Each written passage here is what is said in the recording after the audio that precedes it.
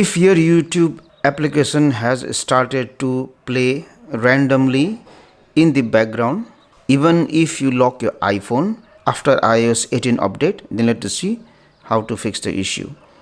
The first thing that you can do is you can go to settings here, go to general, and you have to go to this option background app refresh, and at the bottom there is YouTube.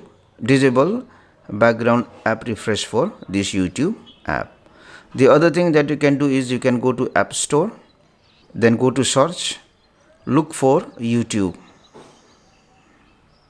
and if you see any update for the YouTube application, then install the update.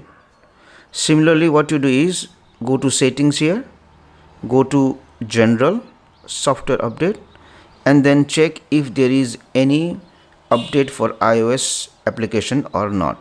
Now sometimes due to the glitch in the YouTube app or in iOS software, this problem might occur.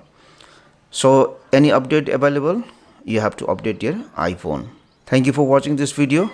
Please subscribe to my channel and hit on the bell icon to get the notification of our latest videos for free.